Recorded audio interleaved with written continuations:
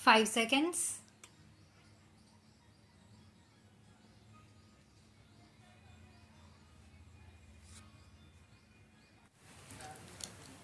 Now, sir, honorable members will recall that the bill was introduced in the House of the People on the 2nd September 2003. It has had a long history and in one form or another, it has been before the public since the end of 1949. In the statement of objects and reasons, the various stages through which the bill has passed since 1946 have been summarized, and I need not recapitulate on this occasion the circumstances in which the then Government of India took the decision in early 1946 to initiate an inquiry into the reform of our company law. I would remind honorable members that between 1946 and 1948, the entire field of company law was carefully reviewed by two distinguished company law lawyers who were appointed to recommend the broad lines on which the present act should be revised.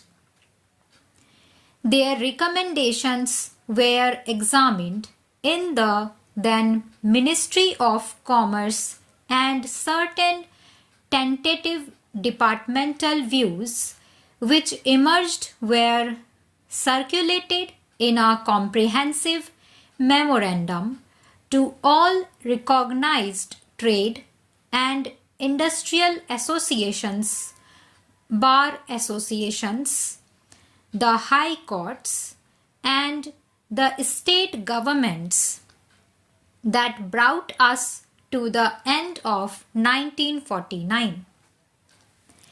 Many representations on this memorandum were duly received from chambers of commerce, trade and industrial associations, state governments, and the general public. At the end of 2000, the Government of India appointed a committee under the chairmanship of Sri Bhabha to go into the entire question of the revision of the Companies Act with particular reference to its bearing on the development of trade and industry in this country. This committee examined a large number of witnesses in many parts of the country and submitted its report in March 2002. This report again was circulated to all state governments, chambers of commerce, trade associations, high courts, and many other bodies. At the same time, a special officer was appointed in the Department of Economic Affairs, Ministry of Finance, to examine the report in the light of the views received from the interested public and to submit proposals to government for the revision of the present act. The bill now before the House is based largely on the recommendations of the Company Law Committee, modified in a few particulars.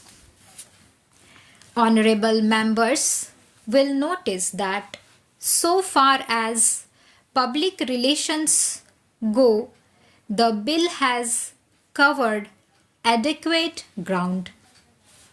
In a measure like the Companies Bill, however, which covers the entire field of the operation of joint stock companies, the limits of consultation and discussion can never be exhausted, and I would like to inform honorable members that although the bill was introduced in Parliament over 7 months ago, our officers have been engaged throughout this period in further studies and informal discussions with the interests concerned, and on occasions I have also participated in such discussions. I have also given some further thought to some of the issues arising out of the bill, and I propose at the appropriate stage to bring before the Select Committee any changes in the provisions of the bill which seems to be worthy of consideration in the light of this further examination.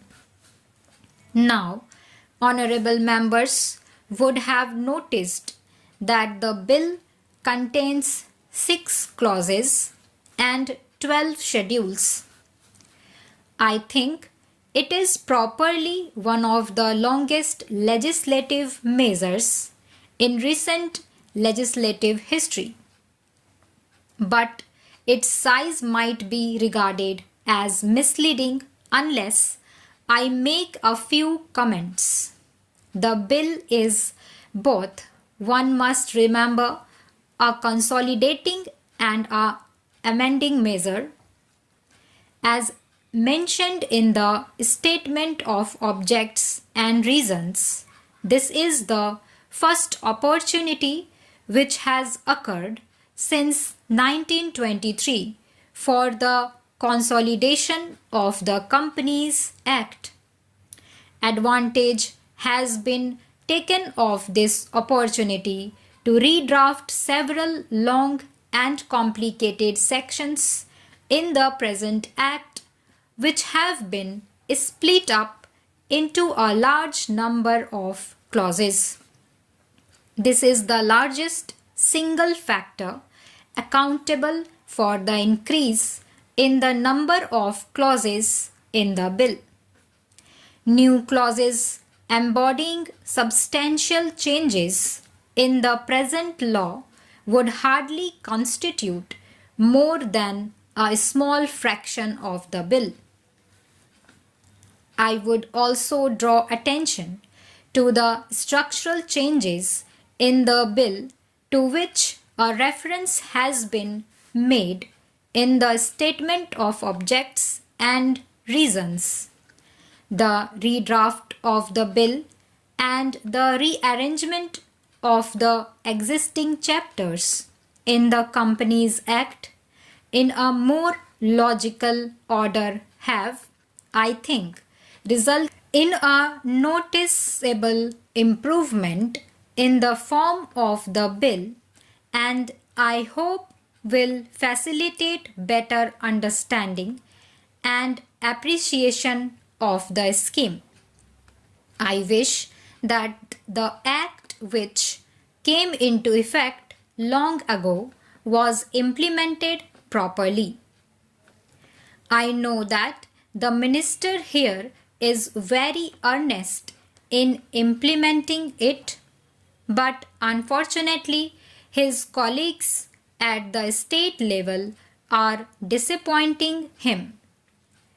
Unfortunately, no steps have been taken for trimming or toning up the administration at the state level, and at the district level. They have to be taken immediately. Stop.